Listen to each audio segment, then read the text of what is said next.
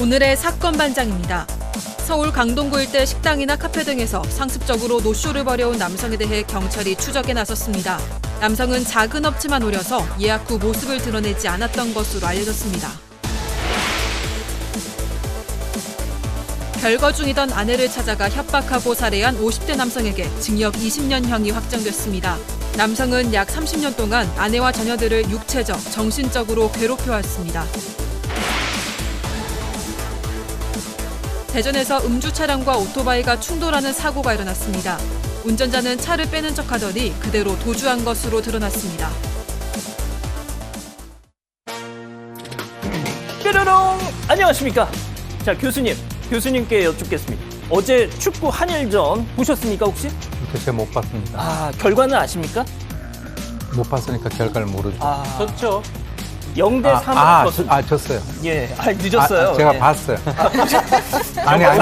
옆에서 알려주세요. 거짓말하지 마. 교수님 거짓말하지 마. 교수님 그게 아니고 방송에서 아니요, 그게 아니고 또 욕먹을 거야. 저기 보진 않았는데 예. 결과가 졌다. 그렇죠. 그거는 제가 봤어요. 0대 3으로 졌습니다.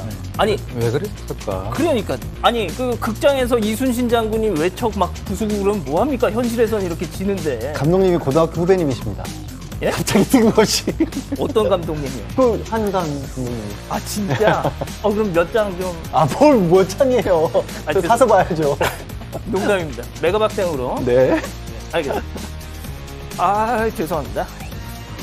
자, 진실 추적자 사건 반장 시작합니다. 음주 측정 요구 불응하고 경찰관 폭행한 혐의로 이 재판 받아온 래퍼 장용준 씨 오늘 2심에서 1심과 똑같은 징역 1년 나왔습니다. 앞서 사회로 돌아가면 우리 아버지 피눈물을 닦아드리고 싶다 하면서 선처를 호소했지만 소용이 없었던 거죠. 무엇보다 음주운전 처벌 강화하는 윤창호법이 최근 위헌 결정을 받은 터라 장용준 씨가 그 덕을 혹시 보는 거 아니냐 이런 얘기도 있었지만 이변은 없었습니다. 자, 오늘 출연자 소개해 올리죠.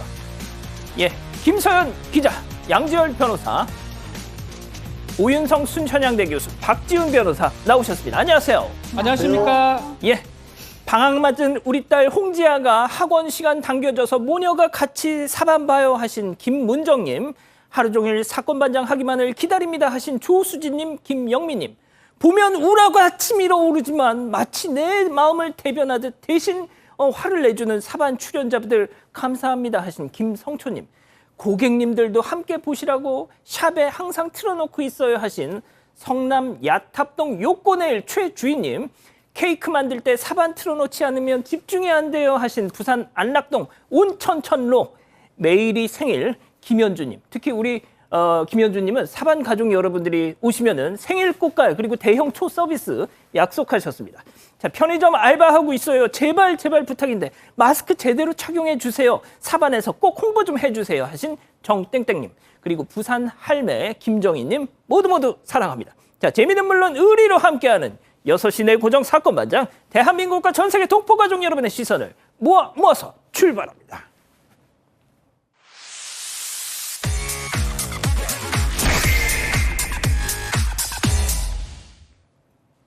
첫 번째 뉴스 보여주시죠. 수배범의 담배 한 대입니다. 영상 함께 보시죠. 자, 골목길로 한 남성 막 뛰어옵니다. 자, 뒤이어서 지금 경찰도 쫓고 있습니다. 자, 그 사이 저렇게 담장 넘어서 사라진 남성. 자, 누군가 했더니 연인을 폭행하고 도망쳤던 심지어 지명 수배범. 자, 근데 얘기 듣기로는 한번 검거가 됐던 사람으로 아는데 영상을 보면 아주 그냥 수갑도 안 차고 프리한 상태입니다. 네, 어제 연인을 폭행한 혐의로 체포된 한 30대 남성이 경찰 조사를 받던 도중 도주했습니다. 그런데 이 남성은 이전에도 사기 혐의와 음주운전 전력으로 지명수배된 상태였는데요. 경찰이 이 사실까지 확인하고 조사를 하던 중에 남성은 담배를 피우고 싶다고 요청했고 경찰은 수갑도 채우지 않은 채로 바깥으로 내보내줍니다. 경찰관 한 명만 동행한 상태였는데요. 그대로 남성은 도주해버렸습니다. 함께했던 경찰이 뒤쫓아가긴 했지만 남성이 담을 넘어가자 그냥 바라보다가 추격을 멈추고 돌아왔는데요. 아이고. 나중에 설명을 들어보니까 메고 있던 장비가 너무 무거워서 담을 넘을 수는 없었다고 해명했습니다. 결국에 이 도주한 남성은 7시간 만에 2km 떨어진 인근 아파트에 숨어 있다가 다시 붙잡혔습니다. 자, 뭐 일단 다시 잡혔다니까 다행이긴 한데 보통 화장실 갈 때나 뭐 그럴 때는 경찰이 2인 1조로 이렇게 하지 않습니까? 이거 대응에 좀 문제가 있는 것 같아요. 너무 가볍게 여긴 게 아닌가 싶어요. 저 파출소에 5명의 경찰이 있었다라고 합니다. 그러니까 인력이 부족한 것도 아니었는데 한 명만 따라갔다라는 것이고요. 그 뒤에 대응도 좀 미흡해 보이는 게 이 도망갔다는 사실을 보고를 1시간 정도 뒤에야 본서에 이 보고를 했고 또 연인을 폭행한 상황이었잖아요. 예. 그러니까 신변보호 조치를 해야 되는데 그것도 한 3, 40분 정도가 걸렸다라고 하네요. 그러니까 정말 잡았기 다행이지 무슨 일이 있었을지도 모르는 상황이고 맞습니다. 또 저렇게 그냥 수갑도 없이 그냥 내버려도 되나라는 생각도 하실 수도 있지만 일단 수갑 착용이 의무는 아니에요. 이 보호장구는 그렇게 아무 때나 채우는 건 아닌데 대신 그럴 거면 예. 확실하게 경계를 했었어야 맞습니다. 됐고 조사를 해서 좀 미흡한 점이 있었는지는 한번 지적을 좀 해야 할 것 같습니다. 알겠습니다. 자, 두 번째 뉴스 이어가죠. 도로 가로지른 킥보드입니다. 영상 함께 보시죠. 자, 2명이 탄 킥보드 가고 있는데 안 돼. 아우, 이게 1인용 킥보드에 지금 2명이 타. 이게 제가 지금 원본 영상을 봤는데요. 보세요. 앞서 이 남자 2명 킥보드에 탔던 이 2명이 이 원본 영상 보면 저희가 편집을 했습니다. 그런데 공중 제비를 돕니다. 그만큼 충격이 컸어요. 자, 이 사람들 무사합니까? 다행히 크게 생명의 지장은 없었다고 합니다. 공중제비를 돌면서 뱅글뱅글 돌았는데 지금 봐서 알겠지만 킥보드에 2명이 탔고요. 무리하게 되지도 않게 좌회전했던 거고요. 헬멧도 안 썼어요. 헬멧도 없습니다. 그래서 아마 큰 사고가 나서 정말 잘못됐으면 큰일 날 뻔했는데 다행스럽게 생명의 지장이 없는 것으로 알려졌는데 이게 참 문제예요. 뭐 운전하는 자동차도 사실 좀 잘못한 것도 있지만 피하기가 좀 어렵다고 봤을 때 예. 일단 킥보드 쪽이 문제가 되고 헬멧 미착용이기 때문에 이 미착용 범칙금도 있고요. 또 저기 원동기 장치 자전거 운전면허가 있어야 됩니다. 예. 없이 탑승했던 고등학생들이거든요. 아이고. 그렇기 때문에 무면허 이것 때문에 범칙금도 부과가 될 것으로 보입니다. 알겠습니다. 자, 그럼 또 다른 영상 함께 보시죠. 예. 자, 비상등을 켠 차량 지금 깜빡깜빡이죠? 앞으로 슬금슬금 가는데 앞으로 가요. 자, 그런데 야야야 왜 뒤로 와? 왜 갑자기 왜 뒤로 와? 아이고 세상에 식당이랑 와, 이거 식당 안에 보세요. 지금 막 뭐 유리창 아이고 냉장고 부서지고 막 식탁 너무 아유 세상에. 아니 이거 음주운전이었어요 혹시? 아, 네. 그건 아니었습니다. 결과적으로는 오늘 새벽 1시 40분쯤 대전의 한 먹자골목 식당에서 벌어진 일인데요. 한 차량이 후진을 하다가 식당 내부까지 돌진해서 유리창이 다 깨지고 기물이 파손되는 일이 발생했습니다. 다행히도 당시 가게는 영업이 종료된 상태여서 손님이 안에 없었고 직원들도 모두 퇴근한 상태여서 인명피해는 발생하지 않았는데요. 아유, 다행이다. 30대 운전자가 찰과상을 입었는데 음주나 마약의 이상 반응은 나오지 않았다고 합니다. 경찰은 운전자가 후진 기어를 놓고 브레이크 페달을 밟으려다가 엑셀을 잘못 밟은 것으로 보고 있습니다. 알겠습니다. 자, 세 번째 뉴스 이어가죠. 허스키 견주를 찾습니다입니다. 자, 가족 여러분 주목해 주십시오. 이 사건, 저희에게 제보가 들어온 사연인데요. 정말 가족 같은 강아지를 물어버린 아주 참혹하게 공격한 또 다른 개, 그 개의 주인을 찾고 있다는 사연인데 자, 양 변호사님 설명 좀 해주시죠. 일단 사건은 지난 14일 새벽 5시 40분 정도에 경남 창원시 태광주유소 인근에서 벌어진 일이라고 합니다. 그 새벽 시간대에 이제 뽀삐라는 13살 난 강아지 견주가 산책을 나갔던 겁니다. 예. 그런데 맞은편에서 지나가고 있던 그 시베리안 허스키가 갑자기 달려들어서 이 피해를 입은 뽀삐를 공격을 한 거예요. 근데 굉장히 심각한 상황이라서 지금 안락사까지 고려하고 있는 그런 정도로 크게 다쳤는데. 아, 제가 뽀삐군요. 예, 저기 13살이 넘었다 합니다. 노견이잖아요. 예, 근데 문제는 그 시베리안 허스키 견주가 그걸 보고 그냥 가버렸대요. 근데 이 지금 피해를 입은 쪽에서는 이 다쳤으니까 뭐 보살피느라고 어떻게 정신도 못 차리고 있었던 상황인데 뭐 전단지도 붙이고 경찰에 신고도 했지만 주변에 CCTV가 없어서 찾지를 못하고 있다라고 하거든요. 그래서 혹시라도 이 사건을 목격하신 분은 의창파출소로 연락을 좀 부탁드린다라고 제보가 온 겁니다. 예, 지금 의창파출소 연락처가 지금 나가고 있는데요. 제가 저 사진을 봤습니다. 사진을 봤는데 정말 이 뽀삐의 배 부위가 그냥 구멍이 퐁 뚫렸습니다. 그래서 지금 말씀 들으신 것처럼 안락사를 준비해야 되는 상황이라는데 교수님. 아니 이게 뽀삐 주인 입장에서 이게 무슨 마른 하늘의 날벼락입니까? 아마 이쪽 그 가족에는 또 다른 또 사연이 있는 것 같아요. 이 제보자가 딸인데 그 이제 아버지 부모님들이 이 뽀삐를 키우고 있는데 그 부모님들이 건강이 별로 안 좋으시다 그래요. 그래서 지금 이 뽀삐가 사실 저 집에서는 상당히 어떤 활력을 제공하는 그런 그 어떤 원천이었는데 지금 안락사를 만약에 하게 되면 부모님도 따라서 건강이 나빠지지 않을까라고 굉장히 걱정을 하고 있는 그런 상황인데요.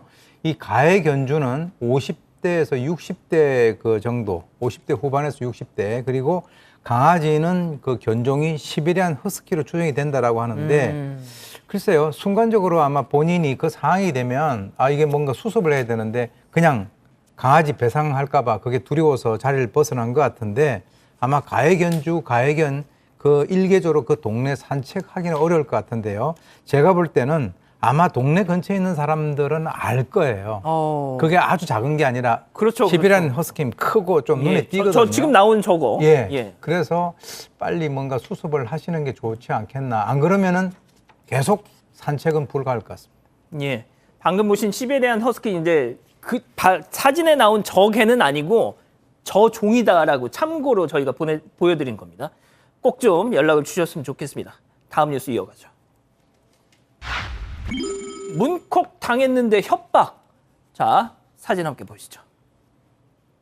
한 누리꾼이 받은 문자입니다. 동네 주민이 문콕을 했다면서 이렇게 사진하고 문자를 보내는 건데 사과하고 끝냈으면 될 걸 가급적 다른 곳에 주차해 주세요 하고 합니다. 문콕 피해 차주. 아니 황당을 해서 여기 공용주차구역이에요 이렇게 답을 했죠. 그랬더니 또 까똑 답장이 당신 상식을 일반화하지 마시길 그리 사시다가 큰일 치릅니다. 아니 이게 지금 도대체 무슨 경우예요 이게? 이상하죠. 내가 피해자인데. 적반하장이라는 우리가 이 사자성어가 있는데 지금 본인이 뭔가 잘못을 하고 문콕이 됐다라고 탑차 주인입니다. 알리는 과정에서 뭐 얘기를 하니까 오히려 본인이 지금 화를 내는 겁니다. 좀 다른 데 좀 대놓지 왜 여기 대놨냐. 내가 작업하는데 방해가 된다라고 얘기를 했고요. 근데 저 장소 자체는 이 사연자 얘기 들어보면 공용주차구역이에요. 저기는 사실 누구라도 돼도 되는 거거든요. 그렇게 공용주차구역 얘기를 하니까 그때 너 상식을 일반하지 마라. 일 치른다라고 좀 겁을 준 걸로 보입니다. 상당히 위협을 느꼈던 것 같아요. 사과를 해야 되는 상황에서 네, 오히려 겁을 네 준 생각을 일반화하지 마. 딱 네. 이러니까 이게 뭐야 도대체 막 이런 거죠. 자, 이게 공포심이 유발될 가능성이 저는 있다고 보거든요. 그렇게 된다 그러면 뭐 이게 그렇게 할지 안 할지는 모르겠지만 협박죄가 성립할 여지도 있어 보여요. 진짜요? 그렇죠. 왜 뭐 공포심을 유발할 수 있는 그런 문자 메시지나 그게 가능하기 때문에 그래서 뭐 이 사연자가 그러진 않을 것 같긴 한데 어쨌든 간에 황당한 답변을 지금 받은 상황이다. 그렇게 얘기를 하고 있습니다. 확실히 날이 덥습니다. 더워서 막 좀 이상한 분들이 좀 부쩍 는 것 같아요. 자, 이번엔 주차 문제로 골머리를 앓는 사연 사진 함께 보시죠. 자, 주차 금지 팻말이 이렇게 딱 있는데요. 바로 그러든지 말든지 하면서 주차를 했어요. 자, 그런데 여기가 어디냐? 출입문 바로 앞에 탁 막아가지고 하루 종일 주차를 해서 건물 주인이 좀 차 좀 빼주세요 딱 했더니 저 지금 다른 지역에 있어요. 내일 올게요 하고 답을 했답니다. 내일 오는 거면 여기다 주차를 하면 안 되지. 당연히 그렇죠. 이 건물을 오가는 사람들 입장에서는 얼마나 불편하겠어요. 몸이라도 조금 거동이 불편하신 분은 저기 지나가기도 힘들 텐데, 그러니까 이 건물 주인도 이해는 한답니다. 저희가 주택가 골목길이라서 가끔씩 한 번씩 차가 서는 경우가 있대요. 예. 근데 그런 경우에는 되게 저녁에 와서 아침에 일찍 옮기거나 그럴 거 아니에요. 그렇죠. 근데 저 차는 하루 종일 있다라는 겁니다. 그리고 전화를 했더니 지금 내일 간다. 오늘 뭐 차 뺄 수 없다. 이렇게 연락을 받더니 이후에는 아예 전화도 안 받고 대꾸도 안 해버린답니다. 세상에. 근데 이게 참 난감한 게 상식적인 문제잖아요. 다른 집 앞 눈앞에 하는 거. 근데 문제는 이게 이 일반 도로처럼 뭐 주차 금지 구역 이런 건 아니기 때문에 또 딱히 법적으로 취할 방법이 참 모호해요. 이게 참 난감한 상황입니다. 예. 알겠습니다. 자, 다음 뉴스 이어가죠. 200만 원짜리 약속입니다. 최근 한 온라인 커뮤니티에 화제가 되는 사연이 올라왔죠. 네, 중학생 아이에게 반에서 1등을 하면 200만 원짜리 게임기를 사주겠다고 약속했다는 부모의 사연이 올라왔습니다. 괜히 이런 제안을 한 게 아니라 아이가 이 게임기를 너무 갖고 싶어서 아르바이트까지 하겠다고 나서길래 부모는 아르바이트 하지 말고 공부나 해라 라고 아하. 했는데요. 그랬더니 아이가 그럼 내가 반에서 1등하면 이 게임기를 사줄래요? 라고 먼저 제안을 했다는 겁니다. 어허. 이 평소 아이의 성적은 반에서 한 20등 정도였기 때문에 부모는 설마 하고 설마. 이 제안을 받아들인 것 어렵죠. 같습니다. 어. 네, 그런데 결과는 1등이었습니다. 야, 아이는 네, 거의 야. 모든 과목에서 만점을 받았고 반에서 1등을 넘어서 전교 200명 가운데 7등을 했다는 겁니다. 이야. 너무 놀랍도록 기쁜 성과지만 문제는 예. 지금 당장 이 게임기를 사주기에는 부모님께서 경제적으로 좀 부담되는 상황이라는 건데요. 아이한테는 여름방학 내로 사주겠다고 약속은 했는데 이 약속을 못 지키면 아이의 의욕과 믿음을 모두 꺾어버리는 게 아닐지 너무 걱정된다면서 어떻게 해서든 아이에게 게임기를 사주는 게 맞는 건지 고민을 털어놓으셨습니다. 야, 얘는 동기부여만 되면 진짜 뭐든 하겠네요, 진짜. 변호사도 되겠어요, 얘는. 사실은 저도 이제 뭐 공부를 학창 시절을 오랫동안 겪어오면서 예.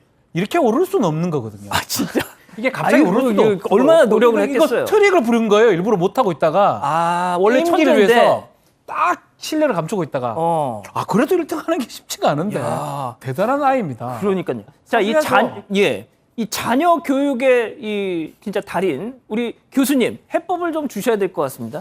네, 일단 이제 제가 그 원칙적인 말씀을 드리면 교육학적 측면에서 너 1등하면 뭐 사줄게라고 하는 이런 그 양육 방법은 상당히 그 바람직하지 않는 방법입니다. 왜 그러냐면 이게 이제 언제까지 계속되기가 어렵고 그리고 이제 또 이 만족 그 체감의 법칙에 의해서 처음에는 굉장히 효과를 얻는데 아하. 나중에 이제 이것이 좀 오래되게 되면 효과가 별로 없어져 버리는 거죠.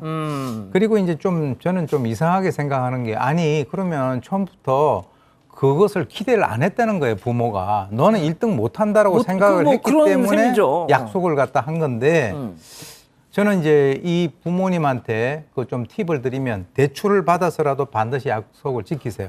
아, 진짜요? 그렇지 않으면 이 아이는 평생 부모를 믿지 않습니다. 아. 그리고 앞으로는 절대 이런 약속을 갖다가 하지 말 것이며 주위에서 만약에 누가 이렇게 한다라고 하더라도 솔직히 뭐 반에서 1등 하는 거 요즘에 반에 뭐 20, 30명밖에 안 되잖아요. 옛날에는 한 80명 정도 됐었어요. 그러니까 이제 그게 1등을 하든 2등을 하든 그거는 본인의 그 어떤 결과이지 그것을 뭐 부모가 뭐 돈을 가지고 이렇게 보상을 한다. 이것은 별로 좋은 접근 방법은 아닌 것 같습니다. 예, 알겠습니다. 뭐 참고가 되셨으면 좋겠네요. 자, 마지막 뉴스 이어가죠.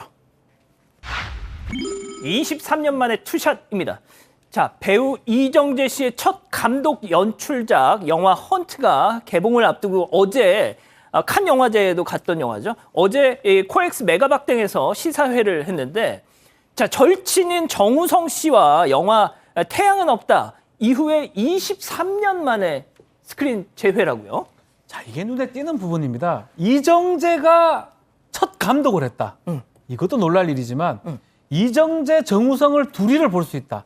한 브라운관에서 이제 스크린이죠. 2+1. 예. 아 저거는 상상을 할 수 없는 상황인데 이 두 사람을 볼 수 있기 때문에 헌트가 지금 기대가 많이 되고 있고요.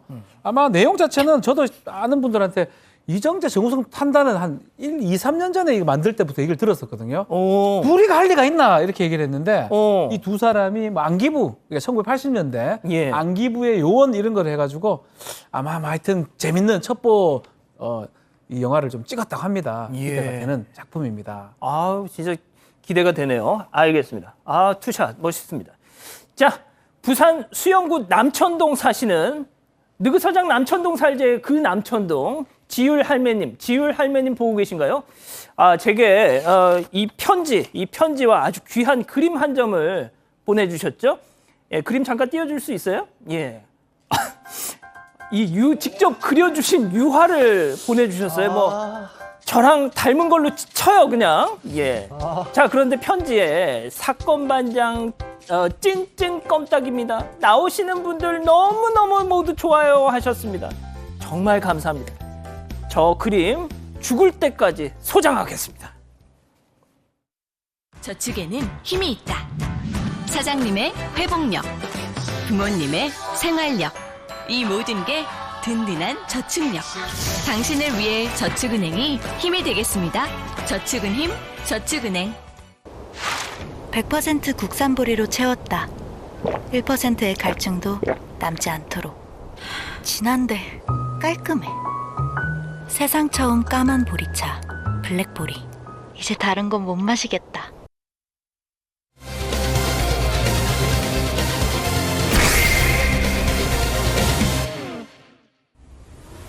서울 강동구 일대 식당이나 카페 등에서 상습적으로 노쇼를 벌여온 남성에 대해 경찰이 추적에 나섰습니다. 남성은 작은 업체만 노려서 예약 후 모습을 드러내지 않았던 것으로 알려졌습니다. 남성의 행각을 파헤쳐봅니다. 진짜 세상에 또 이런 인간이 있어요 또. 어?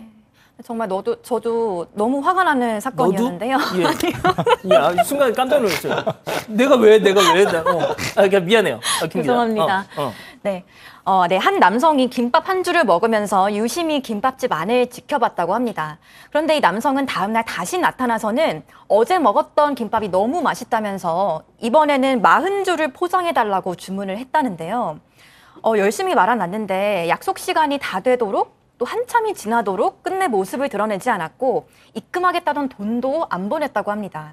김밥집 사장은 40줄씩이나 마느라 점심시간에 손님도 몇 팀 놓치고 물가까지 비싼데 그걸 다 버리는데 너무 속상했다면서 이 사연을 전했습니다.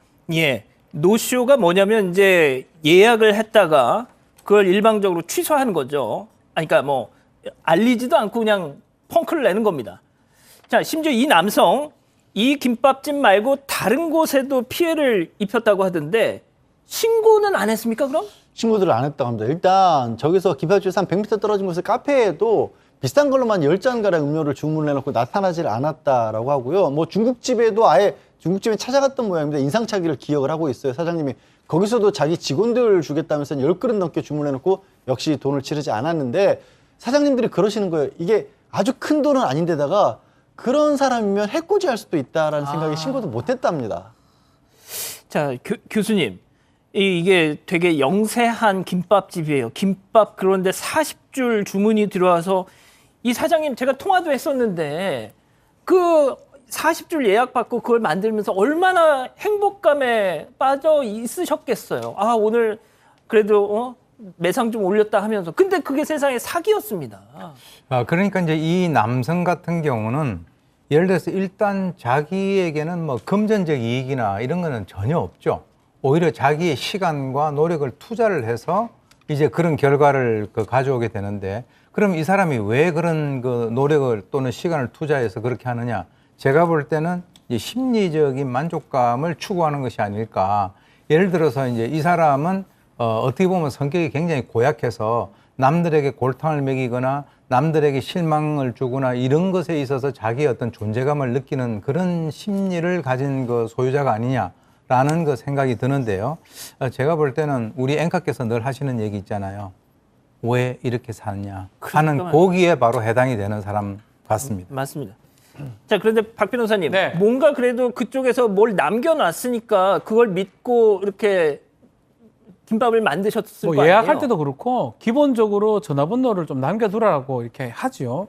그래서 전화번호를 김밥집에도 남겨뒀다고 합니다. 그래서 안 오니까 전화를 그걸 받다고 해요. 예. 010 뭐 땡땡땡으로 하니까 남성이 받는 게 아니고 여성이 받고요. 이 여성이 다짜고짜 첫 마디가 뭐냐 하면 이분 안 찾으러 갈 거예요라고 얘기했던 것 같아요. 그게 뭐냐 하면 예. 반복해서 그런 전화를 이 여성이 받았던 것 같습니다.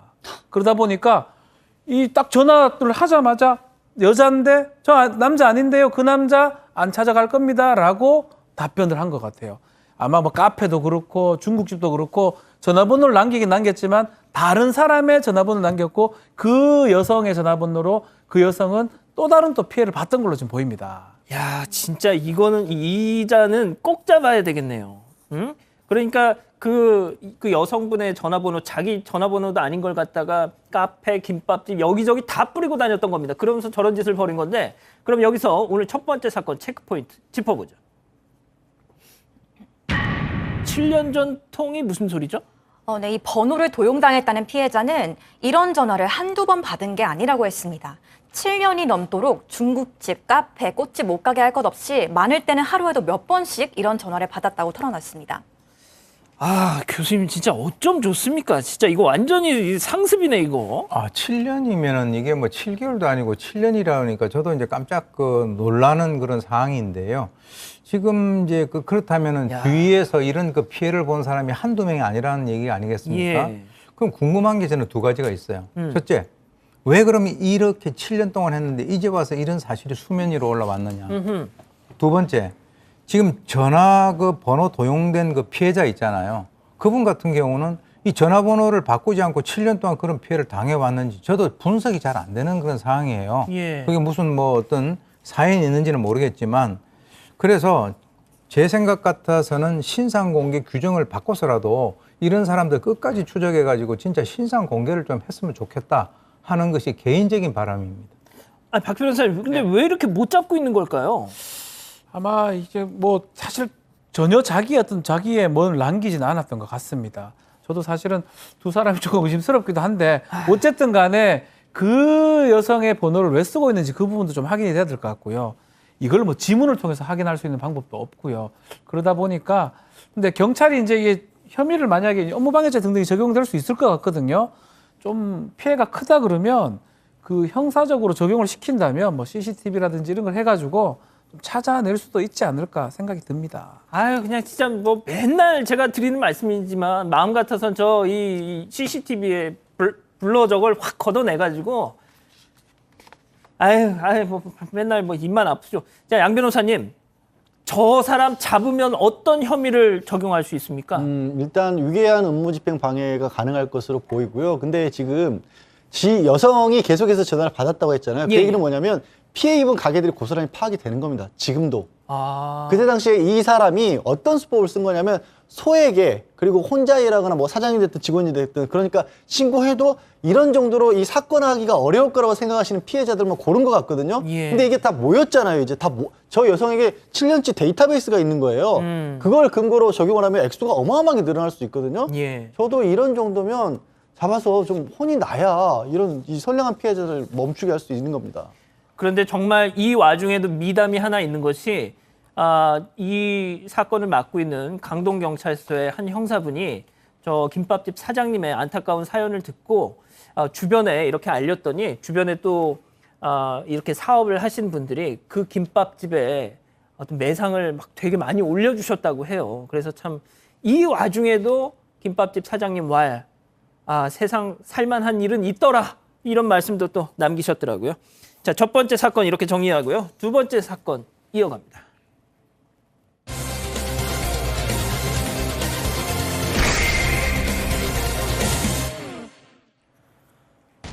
네, 부산에 사는 어느 50대 남성 앞으로 우편물이 도착했습니다. 종이봉투 안에는 이혼 신청 서류가 들어있었는데요. 별거 중인 아내가 보낸 것이었습니다. 아내의 이혼 요구에 화가 난 남성, 곧바로 아내의 집을 찾아가서 강제로 농약을 먹일 것처럼 행동하면서 아내를 위협했습니다. 그리고는 며칠 뒤 아내를 다시 찾아가서 살해했습니다. 결국 남성은 살인과 특수협박 혐의로 법의 심판을 받게 됐고 재판 과정에서 결혼 생활 30년 동안 상습적인 가정폭력을 저질렀던 사실이 드러났습니다. 이런 그에게 법원은 어떤 판결을 내렸을까요? 자, 최근에 대법원 판결이 나왔는데 판결 내용 살펴보기 전에 어떤 사건인지 그 내용부터 좀 따져보죠. 네, 범행을 저지른 50대 남성은 30년 가까이 결혼 생활을 유지해온 아내로부터 여러 차례 이혼 요구를 받았습니다. 하지만 남성은 계속 이혼을 거부했고 부부는 별거에 들어가 있었는데요. 아내가 우편으로 보낸 이혼 신청 서류를 받고 화가 나서 아내가 살고 있는 부산시 사상구의 한 아파트로 찾아갔습니다. 그러고는 아내가 집 밖으로 나올 때까지 기다렸다가 출근하러 나온 아내를 복도 계단으로 밀쳐 넘어뜨리고 목을 졸라서 질식사하게 했습니다. 자, 그런데 저 범행을 하기 전에 경찰이 저 아내의 집을 찾아왔었다고 하던데 어떻게 이런 일이 벌어진 겁니까? 그러니까 아내가 경찰에 신고를 했던 거예요. 왜 그랬냐면 갑자기 남편이 별거 중인데도 불구하고 불쑥 찾아왔던 거죠. 왜 찾아왔냐? 이 남편이 그렇게 찾아오고 나니까 아내는 불안했을 거 아니에요. 경찰에 신고도 하고 또 서울 살고 있는 딸한테 전화도 해서 비밀번호 어떻게 바꾸냐라고 물어보기도 했답니다. 그래서 딸은 그때 전화 통화를 한 거죠. 예. 그리고 경찰이 와니까 경찰은 그렇게 또 한 번 찾아오면 112 바로 신고하시고 또 비밀번호도 바꾸시다라고 그렇게 권유를 했다라는 거예요. 예. 근데 그게 끝이었던 겁니다. 비밀번호 바꾸면 뭐합니까? 다시 찾아와서 이 아내를 해친 거고요. 딸로서는 엄마 목소리를 그때 마지막 들은 거였던 겁니다. 자, 이거 계속 듣다 보시면 우리 가족 여러분들 정말 부글부글 끓으실 거예요. 자, 그러면 여기서 이번 사건 체크포인트 짚어보죠. 혼자는 안 죽는다. 누구의 말입니까? 자, 이 남자의 얘기입니다. 이 남자 이런 살인을 저지르기 9일 전에 이미 이 아내를 만나기 위해서 찾아갑니다. 그 이유는 지금 얘기했던 것처럼 이혼 신청 서류에 대해서 불만을 품었는 거 보입니다. 가정폭력 때문에 이 신청 서류를 보낸 건데 이게 안 된다고 생각이 들어서 9일 전에 아내 집에 찾아가서 다투던 중에 이런 걸 얘기를 합니다. 농약 같은 거, 제초제 성분 농약을 내면서 이거 혼자는 안 죽는다. 네가 안 마시면 내가 먹인다라고 아내에 협박을 했던 걸로 보입니다. 그리고는 이때는 이걸 성공하지 못했지만 9일 지난 이후에 계단에서 넘어뜨리고 또 경부 압박을 해서 목을 졸라 살해를 그 9일 이후에 했던 것입니다. 자, 제가 조금만 다시 한번 말씀드릴게요. 정말 용기를 내서 별거를 일단 한 뒤에 이혼 서류를 보냈습니다. 자, 그런데 이혼 서류가 트리거가 된 거예요. 방아쇠를 당기게 한 겁니다. 자, 이혼해 줄게 하면서 찾아갔죠. 그래서 문을 열게 합니다. 그러면서 대신 한 번만 안아보자 하면서 사실상의 성폭행을 합니다. 자, 그러고 났더니 이혼 안면을 싹 바꾸더라는 거죠. 내가 이혼해 줄 줄 알았지? 나 혼자 안 죽어 하면서 저 범행을 저지른 겁니다, 교수님. 원래 이제 저런 얘기 자주 하는 남성들, 나 혼자 안 죽어, 뭐 같이 죽자 이런 사람들은요, 말은 저렇게 하지만은 나는 안 죽고 너가 죽을 거야라고 하는 이 사인입니다.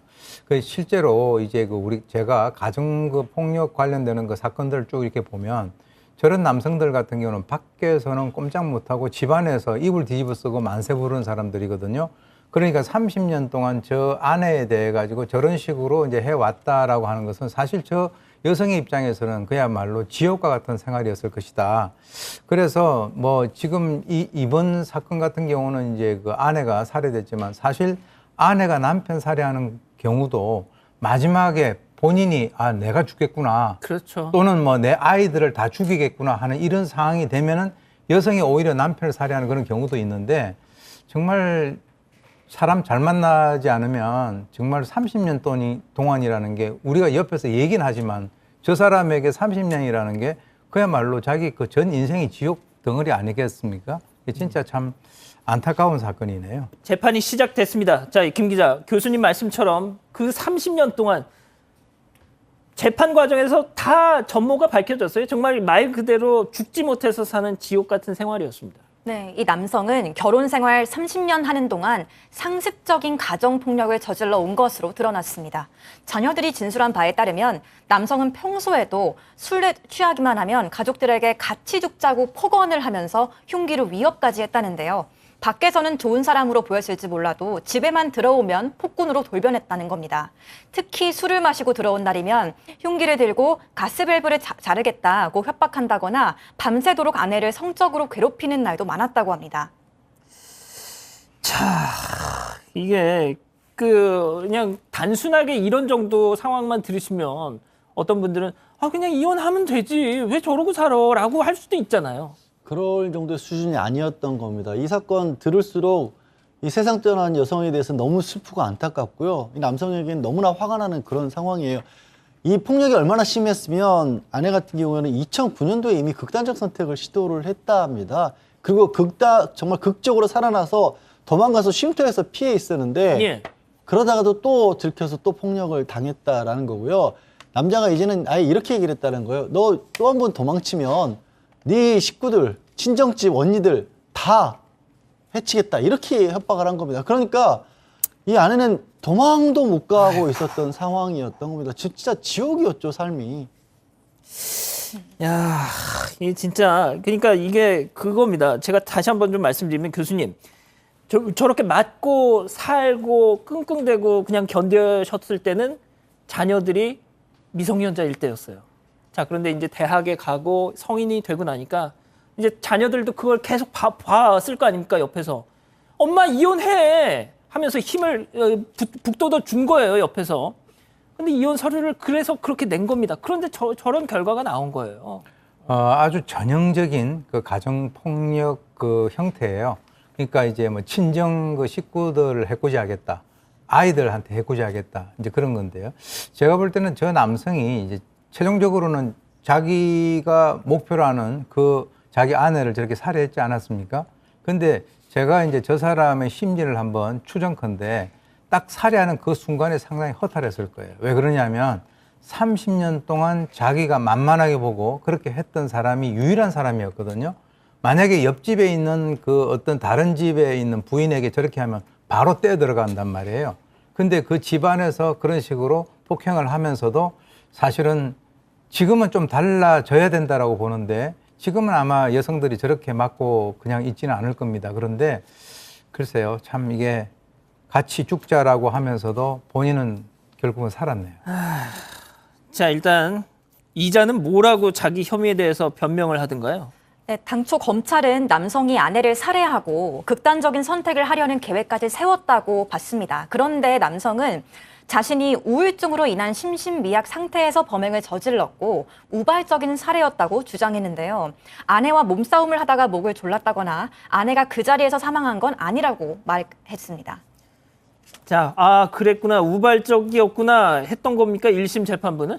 자, 그렇지 않습니다. 1심 재판 살인죄를 인정을 하면서요. 특히 피해자가 결혼 기간 동안 남편의 그 심각한 폭력에 계속적으로 시달렸고 이 형언할 수 없는 공포와 고통 속에서 생을 마감했다.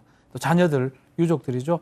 이 피해자 사망으로 극심한 정신 고통을 호소하면서 엄벌을 탄원하고 있고 또 여기에 지금 우울증을 앓았다, 심신미약이다 상태를 주장을 했었는데 이런 부분 받아들이지 않습니다. 그거를 인정해서 징역 20년을 선고를 했습니다. 자, 20년도 과하다고 이자는 항소를 하고 상고까지 해서 대법원까지 갔습니다. 자, 대법원 판결은 어땠나요? 일단 항소심 올라갔으면 또 이런 얘기도 해요. 아내가 자신을 공격하려고 했기 때문에 거기서 좀 떼내려고 좀 목을 누른 것이다, 이런 얘기를 했는데 근데 그런 거 보면 의식을 잃을 정도로 뼈가 골절된 정도까지 계속해서 누른다는 건 이 변명은 맞지 않는 거잖아요. 그래서 항소심에서는 받아들이지 않았고요. 대법원에서도 똑같이 징역 20년 결코 과하지 않다라고 해서 확정을 시켰습니다. 아니, 이 인간이 얼마나 잔인했냐면요. 그냥 숨진 거를 확인하고 시신을 방치하고 그냥 가버렸습니다. 응? 자, 교수님이 좀 일단 마무리를 해 주시죠. 보통 이제 그 가정폭력을 사용하고 그 자기 가족들에게 모질게 하는 사람들이 바깥에 나와가지고는요, 힘을 못 써요. 왜? 안 먹어 들어가니까. 그러니까 이제 이번에도 그 아내를 살해하고 난 이후에 재판 과정에서 보여줬던 그런 여러 가지 것들 보면 비겁하기 짝이 없잖아요.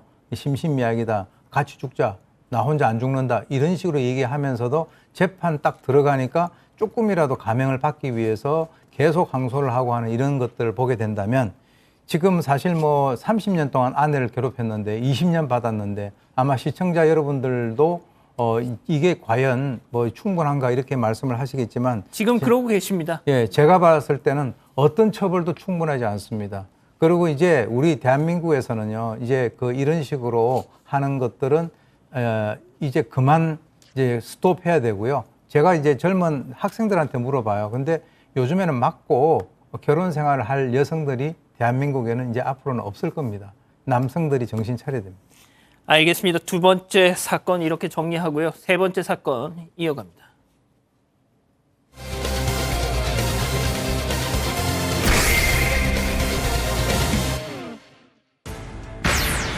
대전에서 음주 차량과 오토바이가 충돌하는 사고가 일어났습니다. 운전자는 차를 빼는 척하더니 그대로 도주한 것으로 드러났습니다. 사건의 전말을 따라가 봅니다. 자, 이번 사건은 피해자분께서 저희에게 직접 제보를 해주셨어요. 어떤 내용인지 좀 알아보죠.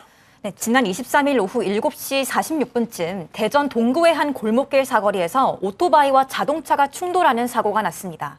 영상을 보시면 오토바이가 달리고 있는데요. 갑자기 흰색 차량이 달려오더니 오토바이에 부딪혔습니다. 오토바이를 몰던 운전자는 길바닥에 쓰러진 채 굉장히 고통스러워했는데요. 그런데 이 가해자는 차에서 내리더니 지금 내립니다. 네, 다친 운전자를 보살펴야 될 거 가야죠. 빨리 아니에요. 가야지. 그런데 그러지 않고 구호 조치는 하지 않고 뭐라고 말만 이어갔다는 겁니다. 이 사고로 오토바이 운전자는 피해 지금 이게 가해자의 발입니다. 예. 그런데 말만 하고 있는 중이고요. 피해자는 다리가 부러지는 부상을 입었다고 합니다. 아니 이렇게 영상으로만 봤을 때 일반 접촉 사고인 것도 같은데 이 차량 운전자가 가해자가 무슨 황당한 말을 했다는 건지 이 피해자에게 당시 상황 직접 한번 들어보시죠.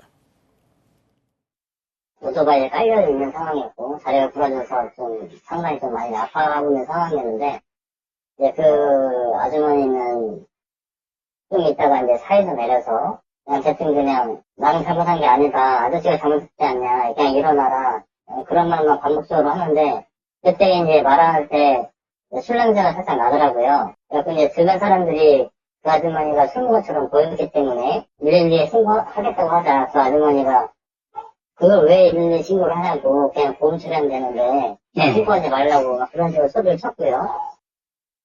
그러니까 사고가 나서 오토바이가 깔려 있잖아요. 그런데 다짜고짜 가더니 아니 아저씨가 잘못했잖아요 라고 말했다는 겁니다. 이 음성이 오토바이 블랙박스에도 녹음이 돼 있는데 이 음질이 너무 안 좋아서 저희가 일단 들려드리진 못했습니다. 자, 이 이게 인지상 정상 이게 가능합니까 이게? 글쎄요. 조금 전에 지금 얘기 녹음 파일 전화한 거 들어보면 술을 마신 것 같다라고 그렇게 얘기를 했잖아요. 저도 술에 아주 만취되지 않고는 이런 일이 가능할까 싶어요. 왜냐하면 다시 한번 말씀드리면 오토바이에 깔려서 피해자는 다리가 부러졌어요. 예. 그럼 얼마나 아팠겠어요. 그 과정에서 살려달라고 그러는데 옆에 서서 아저씨가 잘못했잖아, 빨리 그냥 일어나, 난 아무 잘못 없어, 이러고 있었던 겁니다. 오죽했으면 또 주위에서 이 웅성웅성 사람들이 몰려들어서 저 사람 이상한데 술 마신 것 같아, 112 신고하자니까 그건 또 들었는지 보험 처리해주면 되지 왜 112를 불러. 아하. 이거는 저는 진짜 제정신이 아니었던 것 같아요. 이야, 결국 주민들 모여든 주민들의 뭔가 이상하다 싶어가지고 경찰에 신고를 해서 출동을 했습니다. 경찰이 출동한 후에 더 어이없는 일이 생겼습니다. 체크포인트 짚어보죠. 차 좀 빼주세요. 이게 무슨 얘기인지 계속해서 피해자분의 목소리 직접 들어보시죠. 경찰관이 현장에 도착을 했고 그냥 차량 번호만 메모하는 듯 하더니 계속 통화 중이던 아주머니한테 그냥 대뜸 일단 차를 이쪽으로 빼세요, 이게 지시만 하더라고요. 그러더니 그 아주머니는 이제 멍멍거리다가 차에 타더니 그 차량 앞에 쓰러져 있던 제 오토바이를 차로 밀어 제끼면서 그대로 도주를 했어요. 도주를 하는데 주위 사람들이 자네가 도망가는 거다, 도망간다, 빨리 쫓아가지 뭐하냐. 잠깐만, 경찰이 그러니까 음주 운전 의심되는 저 여성에게 차를 빼라고 얘기를 한 거예요? 그렇죠. 지금 음주가 의심되니까 주위에 있는 목격자들이 112에 신고를 한 거고요. 경찰 2명이 한 7, 8분 후에 이 장소에 도착을 했습니다. 그중에 한 명은 피해자 신분증 보고 있는 상황이고 다른 한 명은 차 좀 빼주세요라고 하고 있는 그 상황에 저 여성이 차에 탄 다음에 바로 그냥 도주를 한 겁니다. 아이고.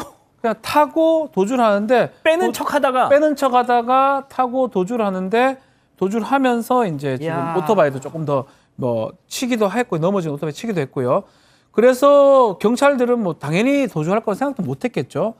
주위 사람들이 저기서 도망쳤다라고 소리를 쳤고요.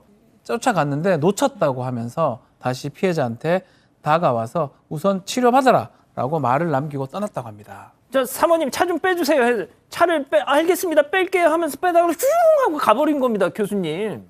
글쎄요, 아마 이제 경찰 입장에서는 자기들이 출동까지 하고 저 차량의 그 번호 다 이렇게 확인한 상태에서 저렇게 도주를 할 거다라고는 생각을 못했던 것 같아요. 근데 그랬겠죠, 물론. 예. 결국은 이제 결과적으로는 좌우간 저 차를 갖다가 이제 몰고 갔지 않습니까? 예.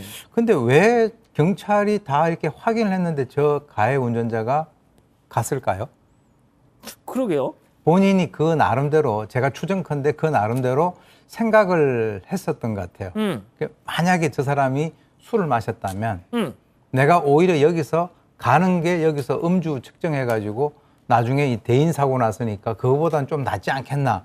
일단 현장을 식으로 벗어나자. 현장을 벗어나자. 아하. 그렇지 않으면 우리가 합리적으로 상식적으로 저런 상황에서 저런 행동을 한다는 것을 우리가 이해할 수가 없지 않습니까? 예. 그런데 제가 볼 때는 물론 이제 그 절차상 경찰관이 차량을 빼달라라고 얘기는 할 수는 있는데 주위 사람들이 이 술 먹은 것 같다라고 했을 때 우선 그 사람 운전면허증 확인하고 음주 측정부터 하는 것이 원칙이 그렇죠. 아니었나 예. 하는 그런 생각이 들면서 그렇지 못한 것에 대해서는 상당히 좀 이렇게 미진하다 이렇게 봅니다. 아니 김 기자, 그래 잡혔어요 저 사람? 사고를 내고 5시간 뒤에 스스로 경찰에 자수했습니다. 사고를 내고는 너무 무서워서 집으로 도망갔다고 말을 했는데요. 술도 사고 이후에 걱정을 잊기 위해 마신 거고 사고 당시엔 취해 있지 않았다고 주장했습니다. 야, 그러니까 사고 낸 뒤에 집에 가가지고 어머 어떡해, 나 사고 낸 것 같아 하면서 너무 걱정돼가지고 술이라도 먹으면서 이걸 내 마음을 진정해야 되겠다 하고 딱 저 사고 낸 뒤에 마신 거예요. 술은 이게 참 새빨간 거짓말인 것 같으면서도 뭐 맥락은 좀 있어요 또. 그러니까 알 수가 없죠. 정말로 음주 운전을 해서 사고를 내고 그 음주 사실을 덮기 위해서 나중에 술을 마셨다라고 주장을 하는 건지 실제로 술을 마신 건지. 근데 경찰분이 이게 초동 대처를 잘 못하는 바람에 물론 그렇다고 해서 아예 뺑소니 사고가 아니라는 건 아니에요. 술을 안 마셨다고 하더라도 저건 좀 구호조치 미행으로 뺑소니가 될 가능성이 있어 보이고요. 예. 술을 마셨다라는 것도 확인할 방법이 생겼어요. 이게 만약에 시간이 좀 더 지나서 아예 음주 충족이 안 됐으면은 곤란한데 0.087로 자수할 때도 이미 면허 취소 수준이었거든요. 그러면 그 전에 술을 마셨다. 그러니까 사고 이전에 술을 마셨다는 것만 찾아내면 돼요. 왜냐하면 아예 음주 측정이 안 될 정도면 이건 곤란해지는데 저 사람이 만약에 거짓말을 한 거라면 좀 덜 잘못 생각한 거예요. 여기서 이미 수치가 나면 역산을 해서 사고 당시에는 어느 정도 술을 마신 건지 나오거든요. 취해 있었든지. 저거 근데 아까 말씀드린 것처럼 그걸 하려면 굉장히 복잡한 과정을 거쳐야겠죠. 경찰도 어디 술을 마셨는지 CCTV도 맞습니다. 찾아보고 사람들 증언도 들어봐야 되니까 그러니까 경찰분들이 일을 더 복잡하게 만드신 건 확실해 보여요. 박 변호사님 가능하겠죠? 확인하는 거? 가능하죠. 저도 이런 사건을 몇 번 봤었는데 경찰 쉽게 생각하면 안 됩니다. 그렇죠. 경찰분들이 다 찾아냅니다. 아마 저 여성분 직전에 술 마시는 양, 소주 몇 병에 맥주 몇 병까지 다 확인이 되고요. 그 이후에 본인이 마셨다고 하잖아요. 그것도 찾아 갖고 오라고 합니다. 다 확인하면 지금 0.087%이기 때문에 위드마크 공식 적용하고 하면 오히려 저기 양 변호사님 말씀처럼 아예 없는 것도 아니고 있는 상황이라면 무조건 나올 가능성이 저는 있지 않을까 그렇게 생각이 됩니다. 자, 교수님, 일단 뭐 마지막으로 또 제가 또 이렇게 좀 짧게 좀 정리해 주십시오. 그러면 또 많은 분들이 저한테 왜 교수님한테 자꾸 그런 조건을 다냐고 또 저를 또 길게 정리하시죠. 제가 이제 교수님한테 뭐라고 말씀을 못 드리겠어요. 아닙니다. 음주운전을 한 것으로 술을 마셨는데 차를 빼라라고 하면은 사실은 음주운을 시킨 게 돼버리죠. 경찰의 입장에서. 사실은 경찰은 거기에서 설마 도망을 갈 거라고 생각을 못 했는데 저 여성이 상당히 무모하게 저렇게 뺑소니를 한 것 같은데 그때 이제 항의를 했을 때 경찰청에 민원을 넣겠다 이렇게 얘기를 하면 글쎄요, 그 말이 만약에 진실이라고 한다면 그렇게 얘기를 했다면 그래요, 지금 하세요 라고 얘기를 하게 되면 또 이제 사실 서비스해야 될 사람들의 대상은 국민 아닙니까? 그러니까 그런 경우에는 좀 이렇게 대처를 하시는 것보다는 사실 우리가 좀 설마 우리 눈앞에서 도망갈 줄은 몰랐다, 우리가 잡겠다 이렇게 얘기를 갖다가 하시는 것이 오히려 이 국민들은 우리 경찰의 고객이기 때문에 고객과의 관계를 갖다가 좋게 하는 그런 하나의 팁을 제가 드리고 싶습니다.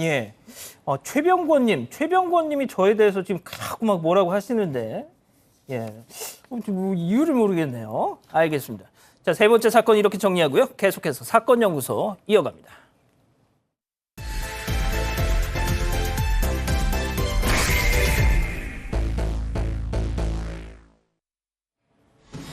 (2008년 6월 8일) 평화로운 일요일 새벽 5시쯤 일본의 한 온라인 커뮤니티에 이상한 글이 올라왔습니다.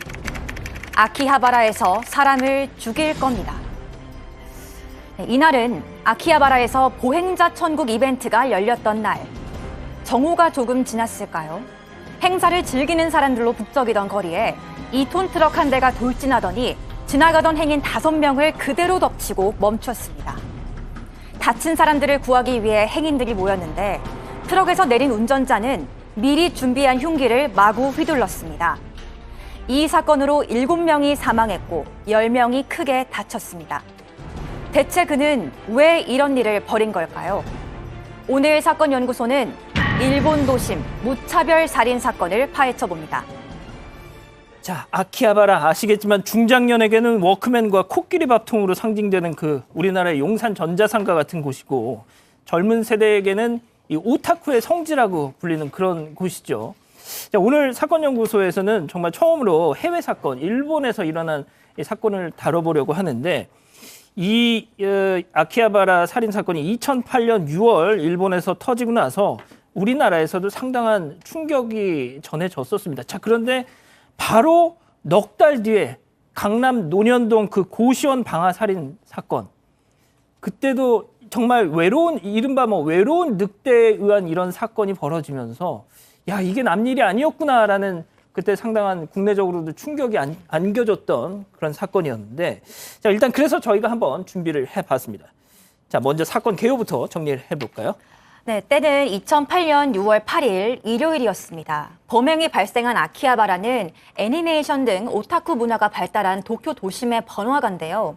범행 당일 이곳에서는 낮 12시부터 보행자 천국 이벤트가 열려서 차량 통행이 모두 금지되고 한가롭게 걸어다니는 사람들로 북적였습니다. 그런데 낮 12시 30분쯤 난데없이 2톤 트럭 한 대가 신호를 무시한 채 횡단보도로 돌진하더니 지나가던 행인 5명을 그대로 덮치고 맞은편에서 오던 택시와 충돌해서 멈췄습니다. 사고인 줄 알고 사람들이 트럭 주변으로 모여들었는데요. 트럭 운전자가 멀쩡하게 내리더니 괴이한 소리를 지르면서 들고 있던 흉기를 들고 사람들을 마구 찌르기 시작했습니다. 아유. 네, 이를 목격한 인근 파출소 경관이 바로 달려와서 10여 분 만에 제압되긴 했지만 순식간에 벌어진 이 사건으로 무고한 시민들 7명이 사망했고 10명은 심하게 다쳤습니다. 자, 양 변호사님, 범인은 누구였습니까? 가토 도모히로라는 사건 당시 25세의 남성이었습니다. 근데 이 남성이 굉장히 엄한 어머니 밑에서 자랐다라고 해요. 뭐 글씨 쓰기 연습을 시켜다가 한 글자만 틀려도 종이를 다 찢어버렸다고 하고요. 또 이 자란 지역이 굉장히 추웠는데 뭐 말을 안 듣는다고 맨발로 바깥으로 쫓겨나기도 하고 그랬다고 합니다.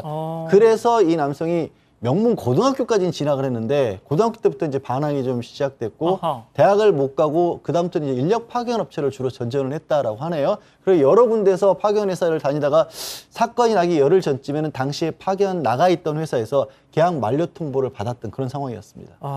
자, 어머니의 엄한 이 교육열에 반항해서 고교 시절 방황했다는 건데, 자, 보통 성인이 되면은 정신도 차리고 그러잖아요. 그렇죠. 근데 그러지 않았다는 겁니까? 자, 뭐 애니메이션이라든지 이런 걸 좋아했던 걸로 보이고 채널에다가 글을 올리고 이런 것들을 많이 하면서 살았던 걸로 보입니다. 직장에 그 회사 계약기간이 만료돼서 직장에서 잘렸다라고 본인이 글을 썼는데 요 글에 대해서 어떤 여성이 좀 긍정적으로 얘기를 좀 해주는, 위로를 해주는 그 여성한테 나중에 다시 사랑 고백을 합니다. 될 리가 잘 없죠. 사랑 고백을 했는데 또 거절당하게 또 글을 씁니다. 못생긴 사람은 여자친구도 없고 사회의 악이다. 이런 글을 썼는데 이 글 자체가 누리꾼들한테 아주 선풍적인 인기를 끈 겁니다. 그래서 인터넷상에 이제 이 남자가 등장하면 다들 막 잘한다고 했고, 근데 이제 이런 어떤 글 자체가 가토의 글이 끝까지 인기가 없는 거 나중에 좀 시들시들해지니까 나중에는 좀 선정적인 주목을 끌기 위해서 선정적인 글을 올렸고요. 사건 3일 전에는 뭐 칼을 구입할 거야 라는 글도 쓰기도 했고 비슷한 글을 한 1000여 개 글을 올렸다고 합니다. 자, 그런데 그 수많은 글 중에 실제 범행을 암시하는 글도 있었다는 거잖아요, 김 기자. 네, 사전에 나름 치밀하게 범행을 계획한 것으로 보이는데요. 범행 사흘 전에 가토는 칼을 구입하겠다라는 글을 이채널이라는 온라인 커뮤니티에 올렸고요. 그리고 이틀 전에는 실제로 편의점에서 칼을 구매했습니다. 그리고 하루 전인 6월 7일에는 아키하바라에 미리 가서 자신의 게임 용품과 PC를 모두 팔았고 그 돈으로 2톤 트럭을 렌트하기로 계약을 했습니다. 그리고는 무사히 빌렸다, 준비 완료라는 글을 올렸는데요. 그 범행 당일 새벽 5시 21분에는 아까 말씀드렸던 사람을 죽일 겁니다. 차로 사람들을 치고 차를 못 쓰게 되면 칼을 사용할 겁니다. 라는 구체적인 범행 예고하는 듯한 글을 올리기도 했습니다. 이미 예고를 했었군요. 네. 그런데 당시 다른 이 채널의 유저들은 이 가토의 글을 보고 낚시하지 마라, 할 용기도 없으면서 어디 한번 해볼 테면 해봐라는 식으로 조롱을 했다는데요. 이게 더 가토를 부추겼을 수도 있을까요? 어쨌든 보행자 천국 이벤트가 시작되는 낮 12시까지 가토가 기다렸다가 12시 10분쯤 시간 됐습니다 라는 글을 올리고 바로 돌진한 겁니다. 아, 교수님. 그러니까 이제 범행을 예고했어요. 예고했는데 그랬더니 다른 온라인의 유저들이 야, 해봐. 아이고 참 퍽이나 하겠다. 이렇게 막 조롱을 했다는 거지 않습니까? 그게 그 가토의 어떤 뭐랄까 그래 날 무시하고 있어 하면서 막 오히려 더 이걸 막 부글부글 했던 건가요? 그렇죠. 이제 그 당시에 이 가토의 그 심정은 그건데 저는 사실 그 가장 근본적인 그 분노의 뿌리를 봐야 된다라고 생각을 하는데요. 예, 사실 어머니의 그 가혹한 그런 양육 방법이 영향을 미쳤다라고 봅니다. 뭐 공책 글쓰기 연습하다가 찢어버리거나 또는 뭐 추운 날 이렇게 바깥에 세워놓는다든가 우리나라 같은 경우도 이제 그 뭐 애를 갖다가 빤스 바람으로 해가지고 물 뒤집어 씌우고 하는 이런 경우가 되면 그 아이들은 죽을 때까지 그것을 갖다가 잊지를 못합니다. 그래서 어렸을 때 너무 지나치게 가혹하게 이렇게 그 어떤 학대를 받게 되면 예. 실제로 이제 그 부모 입장에서는 아이를 혼을 낼 때도 있어요. 그런데 제일 중요한 게 제가 팁을 하나 드리겠습니다. 예. 혼을 내고 반드시 안아줘서 마무리를 지어야 됩니다. 그게 미워서 그렇게 한 것이 아니다. 혼을 낼 때도 있지만 근데 그것을 갖다가 아주 어떻게 보면 마무리를 갖다가 잔혹하게 내면 결국 명문고 가가지고도 제대로 역할을 못했지 않습니까? 그래서 이것을 갖다가 우리가 대량살인이라 그러는데요. 실제로 그 한 군데서 여러 사람을 살해하는 겁니다. 근데 거기에는 해고라든가 실연이라든가 남으로부터 인정받지 못한 그런 것들이 있는데 그중에서 가장 큰 게 부모로부터 인정을 받지 못하는 것이 가장 근본적인 뿌리예요. 예. 그리고 이제 여기 인터넷상 올라왔을 때 사람들이 조롱하는 거, 그거는 하나의 트리거가 된 것으로 그렇게 봅니다.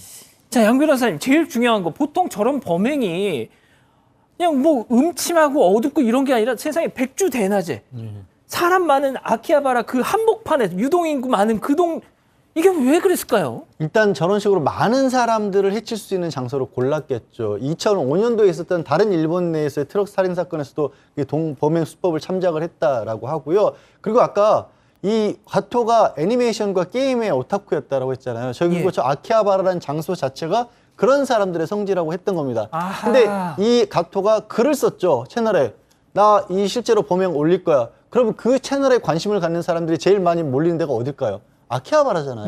그러니까 게시판에 글을 쓴 그 게시판의 독자들도 제일 잘 알고 있는 곳에 범행을 저질러야 내가 진짜로 저질렀다는 게 확실하게 각인이 될 수 있기 때문에 저 자리를 택한 게 아닌가 싶습니다. 자, 박 변호사님. 네. 일단 검거는 바로 됐어요, 현장에서. 그렇죠. 자, 그런데 일단 재판에 넘겨졌는데 어떤 판결을 내렸습니까? 자, 재판에서 범행을 모두 인정을 했고요. 국선 변호인은 심신미약을 주장을 하긴 했습니다. 그렇지만 이 재판부에서는 결국 2011년 3월에 1심에서 사형을 선고를 했고요. 항소심 또 대법원 상고심에서도 원심 판결 유지가 됐습니다. 자, 일본의 재판 과정, 특히 있는 사형 선고를 할 때는 상당히 재판 과정이 긴 게 일반적인데요. 이례적으로 5년 만에 1심, 2심, 3심까지 사형이 확정됐고요. 자, 사실 일본에서도 우리랑 좀 비슷하게 2명 이상의 살해했을 때 한 장소에서 사형 판결을 내렸었습니다. 자, 그런데 양 변호사님 그 가토의 범행 때문에 그 가족들도 뭐 상당히 그 사건 이후에 비참하게 됐더라고요. 우리보다도 그 가족 공동체에 대한 어떤 사회적 연좌 의식 이런 것들이 굉장히 강해서 굉장히 그 심한 불행을 겪었어요. 아버지 같은 경우 다니던 금융회사 다니는데 해고를 당했다라고 하고 그 바람에 어머니는 정신병원에 들어갔고요. 아이고야. 할머니는 충격으로 또 세상을 일찍 떠났다라고 합니다. 가토가 사건을 이렇게 2008년이었는데 2014년에는 20대인 자신의 가토의 동생마저도 또 사건 있고 나서 한 6년 만에 극단적 선택을 했다라고 하고요. 그래서 가토도 사실 감옥에 있는 내내 본인이 우울하다라는 그런 호소를 했다라고 합니다. 교수님, 저런 게 딱 일본 특유의 그런 문화가 있잖아요. 그러니까 메이와쿠라고 하지 않습니까? 남에게 폐를 끼치지 죄를 않는다. 끼치지 마라. 예. 그런 교육을 받았는데 저런 정말 살인마 이 사건이 있고 나서 토리마라는 뭐 표현이 유행했대요. 그러니까 길거리의 살인마, 길거리의 악마. 근데 이게 결국 그런 거잖아요. 왜 자식을 어떻게 키웠길래 왜 저런 사람을 사회에 내보내가지고 이런 참상을 낳았느냐. 당신네들이 뭐 이런 게 이게 참 정서가 있어요. 특히 이제 일본 같은 경우는 우리나라보다 그런 것들이 더 좀 심한 것 같습니다. 왜 그러냐면 아까 말씀하셨는데 일본 사람들 같은 경우는 남한테 폐를 끼치지 않는 뭐 그런 어떤 그 분위기가 상당히 강하기 때문에 사실 이 사람이 이제 큰 무리를 일으켰지 않습니까? 그러니까 이제 가족이라고 하는 것은 공동 운명체고 그리고 그 가족 내에서 교육을 똑바로 안 시켰기 때문에 사회에 이런 나쁜 영향을 미쳤다라고 하는 그런 측면에서 사실 뭐 그 사람들의 그 가족들도 어떻게 보면 또 다른 피해자이긴 한데 결과적으로는 모든 그 가족들이 그렇게 쓰러져 갔다라고 하는 것을 들으니까 상당히 가슴이 아프네요. 자, 그런데 저희가 오늘 이 사건을 왜 무려 이 14년 전 사건을 왜 오늘 저희가 소개를 하느냐 이유가 있습니다. 엊그제였죠. 그제 무슨 일이 있었죠, 박 변호사님? 네, 수감된 지 14년 만에 사형이 집행이 됐습니다. 지난 7월 26일 날 가토를 사형을 했었는데요. 자, 우리나라 같은 경우는 지금 97년 12월 30일 이후에 사형수들은 있어요. 집행을 하지 않고 있습니다. 그래서 많은 수의 사형수들이 지금 존재하고 있는데 일본도 비슷해요. 지금 일본의 복역 중인 사형수가 106명인데 그중에 뭐 61명은 재심을 요구한 상태고 근데 지금 기시다 총리 이 내각 들어오고 나서부터 4명의 사형수가 사형 집행이 됐습니다. 그중에 이제 가토가 사형이 되고 있고요. 일본은 우리나라 좀 다르게 종종 사형 집행을 하고 있습니다. 사형의 형 집행은 죽이는 거잖아요.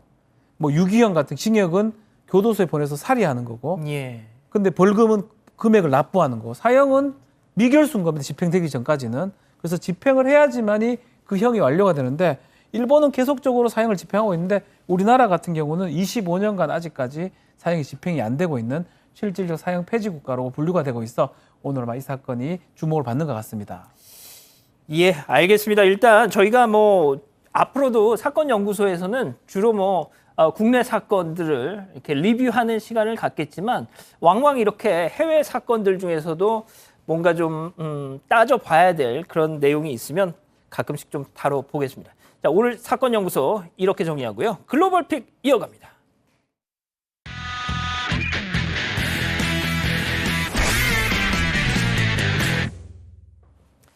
자, 오늘 첫 번째 픽 미국으로 가보시죠.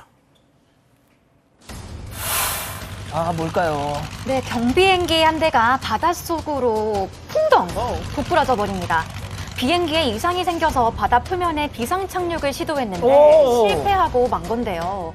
특히 추락한 지점 바로 옆에서는 수영을 즐기던 사람들이 많았기 때문에 조종사는 어떻게든 물 위에 안착해 보려고 애를 쓴 것 같습니다. 자, 비행기가 점점 가라앉았네. 조종사 어떻게 나왔어요? 네, 비행기는 추락과 동시에 거대한 물보라를 일으킨 뒤 서서히 가라앉기 시작했는데요. 정말로 극적으로 60대 조종사는 부상 하나 없이 해변으로 헤엄쳐 나왔다고 합니다. 진짜 천만다행. 그런데 비행기 일단 보니까 추락 지점이 해변가하고 너무 가까워서 그 해수욕객들하고 좀 안전을 위해서라도 어떻게 좀 옮겨야 될 것 같은데. 네, 그러게요. 하늘에서 보니까 비행기의 하얀 윤곽만 보이는 수준인데요. 해안 경비대는 침수된 비행기와 안전 거리를 유지하기 위해서 150야드의 격리구역을 설정했고요. 기름이 바다로 유출되지 않도록 연료부터 제거한 뒤 비행기를 해변으로 인양할 예정이라고 합니다. 알겠습니다. 자, 다음은 러시아로 가보시죠. 네, 한 50대 베테랑 기사가 트럭을 몰고 있습니다. 불안합니다. 안전벨트도 잘 착용은 했고 아직까진 문제 없어요. 네, 졸음운전을 피하기 위해서인지 라디오도 듣고 있었는데요. 여유 있습니다. 그런데 이때 갑자기 운전석 뒤 커튼을 열고는 뭔가 꺼내려는 듯 손짓을 하기 시작하죠. 벨트 풀었어요. 네, 벨트까지 풀고 안 통을 돼. 두드려던 찰나에 남성이 핸들을 놓치면서 차가 크게 휘청였습니다. 뒤늦게 핸들을 붙잡아 보지만 바퀴를 재현할 수는 없었는지요. 뭐야, 이거? 네, 운전자와 물건 모두 한꺼번에 튕겨져 나갔습니다. 지금 차 뒤집어진 거예요, 지금? 네, 그렇습니다. 남성이 운전 중에 집으려던 물건은 바로 도시락통이었는데요. 운전 중에 음식을 먹으려다가 핸들을 못 놓치는 바람에 바퀴가 순식간에 꺾이면서 트럭이 도랑으로 넘어진 겁니다. 하지만 정말 다행히도 운전자는 다치지 않았다고 합니다. 혹시 지금 퇴근길 도로 위에서 방송을 보고 계신 가족분들 있으시다면 이런 사고가 일어나지 않도록 각별히 주의하셔야겠습니다. 와, 박 변호사님, 운전하실 때 운전 많이 하시잖아요. 운전 많이 하죠. 그럴 때 만약에 뭐 갈증이 난다. 그런데 생수가 저 뒤에 있다. 어떻게 하세요, 그때? 안 먹어요. 참아요. 그렇죠. 참아요. 참으셔야 됩니다. 참아야 됩니다. 예. 그거 먹는다고 갈증이 확 사라집니까? 사라집니다. 예. 예. 하지만 참아야 된다. 참아야 됩니다. 예, 그렇습니다. 안전운전. 자, 다음은 잉글랜드로 가보시죠. 자, 한 남성이 양손에 우산을 들고 상대를 위협하고 있는데 카메라를 들고 있는 것으로 보여서 다치고 위험해, 있어요. 위험해. 자, 피해자는 뒷걸음질을 치면서 손대지 마라 이렇게 하지만 계속 피해자를 우산으로 찌르면서 언성까지 높이고 있습니다. 예. 심지어요, 피해자가 지금 이 상황 SNS에 생중계되고 있다 이렇게 얘기를 했는데도 불구하고 전혀 굴하지 않고 피해자를 때리기까지 하는데요. 남성은 한참 동안이나 저 지금 하고 있는 말이 인종차별적인 발언들이었다고 합니다. 야. 이걸로 막 고함을 질렀던 거예요. 아니 근데 지금 얼굴을 향해 있잖아요. 저 뾰족한 부분이. 그렇죠. 근데 저게 어찌된 일이냐면 지금 보시는 장면 있죠. 어떤 남성이 또 긴 막대기로 노숙인을 툭툭 치면서 괴롭히고 있었던 겁니다. 그러니까 그 공격하고 있는 사람이 우산으로 공격하는 남성의 동료인 거예요. 그러니까 동료는 노숙인을 괴롭히고 있었는데 이 우산을 들고 있는 사람에게 피해를 입은 사람은 어떻게 된 거냐면 보다 못해서 처음에 아까 봤던 이 노숙자를 괴롭히는 그 사람, 예. 그 사람을 가로막았더니 갑자기 옆에 있던 저 우산 든 남자가 쫓아와서 욕설을 퍼부으면서 폭행을 한 겁니다. 야, 저 우산 저거 진짜 실명됐던 그런 사건도 있어요. 그럼요. 위험합니다. 네, 위험한 상황이었는데 다행히 남성 동료가 팔을 붙잡으면서 말리는 모습까지 나왔고요. 자, 경찰에 잡혀가는 거 보셨죠? 폭행 혐의로 입건이 된 겁니다. 교수님, 아니 길에서 노숙자 괴롭히는 동료를 뭐 하시는 거야 하면서 제지를 한 건데 왜 자기가 왜 화를 내고 막 폭행을 해요? 잘못된 우정이죠. 잘못된 거. 자기는 이제 자기 친구를 찍으니까 그렇게 하는 건데 사실 저 두 사람 다 그 인종차별 지금 같이 이렇게 같이 활동하는 거잖아요. 그러니까 이제 그것이 찍히는 그 상황을 갖다가 막기 위해서 한 건데 그것이 오히려 더 큰 화를 불렀네요. 진짜 이거 아마 이 현지에서는 저 블러가 안 쳐져 있을 것 안 쳤을 것 같은데 일단 저희는 그래도 했습니다. 알겠습니다. 자, 다음 최근 온라인에서 화제가 되고 있는 영상 함께 보시죠. 복권. 예, 바로 알아보시네요. 기계에서 복권이 쉴 새 없이 인쇄되고 있습니다. 미국의 메가밀리언 복권인데 우리나라로 치면 로또 같은 가장 대중적인 복권이라고 하네요. 근데 복권 보통 몇 장씩, 우리는 한 10장씩만 사야 되잖아요. 대체 누가 저렇게 계속 복권을 찍어내고 있을 걸까요? 자, 저렇게 찍어내는 뭐죠? 큰 손의 주인공은 바로 미국 패스트푸드 체인 레이징 케인의 대표라고 합니다. 그동안 회사 성공을 위해 열심히 달려온 직원들에게 고마움을 표하고자 복권을 5만 장을 구입해서 직원들에게 한 장씩 선물한 겁니다. 그러니까 복권 사는 데만 무려 1억 3천만 원. 정말 큰 턱 대단하게 쏘셨죠. 자, 대박의 주인공이 될지도 모르는 직원의 이야기를 한번 들어보시겠습니다. Just totally exciting. And then today, this morning, when I got to work, my crew was like, "Oh my gosh, have you heard? I saw it on Instagram." And I was like, "Yeah," talking about what they're going to do with their money. Some of them said they're going to pay off their student loans, get new cars. 자, 아침에 출근했는데 복권을 회사에서 선물로 받는다? 여러분들 기분 굉장히 좋을 것 같은데요. 여기서 복권의 결과가 더욱 기다려지는 이유가 또 있습니다. 한 가지 이유가 더 있어요. 메가밀리언 복권 당첨자가 3주째 나오지 않고 있답니다. 세상에. 그럼 돈 계속 쌓이고 있는 거예요? 역사상 세 번째로 큰 1조 800억 원 가량의 당첨이 기다리고 있습니다. 만약에 5만 명 직원자 중 당첨자가 나오면 공평하게 나눠 가질 예정이고요. 그렇게 하더라도 한 사람당 2천만 원 정도씩 받을 수 있다고 합니다. 이야. 과연 행운의 주인공이 저 회사에서 나올지 저도 궁금합니다. 예. 박 변호사님, 남자한테 참 좋은데 말로 표현할 방법이 없네. 그 있죠. 천호식품 그 예전에 네. 그분이 그렇게 로또를 많이 사셨어요. 그래서 만나는 사람한테 그 선물입니다 하고 이렇게 줬대요. 안 돼요. 안 돼요, 안 돼. 예, 안 되죠. 네, 안 잘 돼요. 안 그 돼요. 될 리가 그게 있겠어요. 기운을 빼요, 힘을. 아, 그냥 기분 좋게 받고요. 그냥 버리세요. 안 된다고요. 또 어떻게 버려요? 선물로 받은 확인하고 버리세요. 어차피 안 됐을 거니까. 아, 너무 인정이 없다. 아니에요, 안 됩니다. 알겠습니다. 확률이 낮은데. 5번째 픽 주인공 동물 스위스로 가보시죠. 네, 이곳은 스위스에서 열린 오픈에어 세인트 갤런 현장인데요. 이 축제는 스위스에서 가장 역사가 깊고 큰 규모로 열리는 야외 음악 축제 중에 하나입니다. 매년 11만 명이 넘는 많은 사람들이 참석하는데요. 작년과 재작년엔 코로나19로 축제가 취소되면서 올해는 유독 더 많은 관객들이 모여들었다고 합니다. 사람들이 음악에 맞춰 쿵쿵 뛰는 모습이 정말 신나 보입니다. 톱스타들이 많이 나오나 봐요. 그렇습니다. 인기 스타들이 대거 출동해서 아주 짱짱한 라인업을 선보였는데요. 여기서 오늘의 하이라이트, 아주 특별한 게스트가 등장합니다. 그런데 무대가 아닌 땅속에서 등장. 뭐야 저거? 바로 이곳에 살던 두더지가 찾아온 겁니다. 근데 표정 안 좋아요 지금. 네, 축제를 즐기고 있는 수많은 인파 사이로 땅속에서 고개를 빼꼼 내밀고 있는 이 녀석. 심기가 불편한지 인상을 잔뜩 쓰고 있습니다. 아무래도 소음이 너무 시끄럽다고 항의하기 위해 나타난 것 같은데요. 왠지 모르게 미소가 지어지네요. 누리꾼들도 층간소음에 잔뜩 화난 아랫집 주민 같아 보이지만 귀여운 건 어쩔 수 없다는 반응입니다.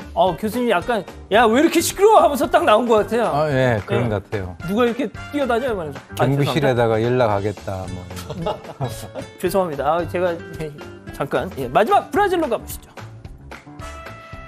네, 오늘의 마지막 주인공 낚시광 루치아노 씨입니다. 오늘도 어김없이 보트를 타고 낚시 포인트를 찾아 나서는 모습인데요. 그런데 이 남성이 기쁨을 감추지 못하는 이유, 바로 거금을 주고 구매한 드론을 처음으로 시험하는 날이기 때문입니다. 물고기가 어디 있는지 살펴보는 거군요. 맞습니다. 남성은 드론 작동법을 간단히 익힌 후 강변으로 띄우는 데 성공하는데요. 물 위에 뭐가 있나 봤더니 저 멀리 악어 한 마리가 보이시죠? 네, 첫 비행부터 악어를 포착한 남성. 너무 신난 나머지 조금 더 가까이 다가가서 보기로 합니다. 예? 그런데 그 순간 설마? 네, 갑자기 악어가 물 위로 솟아올라 드론을 콱 낚아채버렸습니다. 이야, 세상 속이 다 보여 지금. 네, 결국 드론은 다 망가져버렸고 부품조차 찾을 수 없었다고 하는데요. 첫 비행에서 드론을 빼앗겨 버렸지만 이 남성은 도통 포기를 모르는 것 같습니다. 새로운 드론을 다시 구매해서 더 많은 악어를 쫓을 계획이라고 하네요. 정말 못 말립니다. 알겠습니다. 자, 메가박땡 영화 관람권 이벤트 당첨자 소개해드려야죠. 먼저 최정주님. 우리 집 강아지가 사건 반장 너무 좋아해요. 사반 시작하면 지가 저렇게 TV 앞으로 달려간답니다. 너무 신기해요 하셨어요. 아유, 지금 강아지 보고 있어요 지금. 알겠습니다. 자, 다음요. 전민숙님. 여러 동물들이 나왔지만 사반 좋아하는 앵무새는 처음일걸요. 5살 두리군입니다. 저랑 맨날 같이 봐요. 티켓 보내주면 딸들하고 영화 보고 싶어요. 신랑 빼고 하셨습니다. 신랑 불쌍해. 예, 알겠습니다. 자, 사랑하는 사건 반장 가족 여러분, 시원한 밤 되시고요. 저희는 내일도 별이 6개, 저녁 6시에 다시 옵니다. 이거는 다음 주부터. 자나깨나 BAO 조심. 안녕히 계십시오.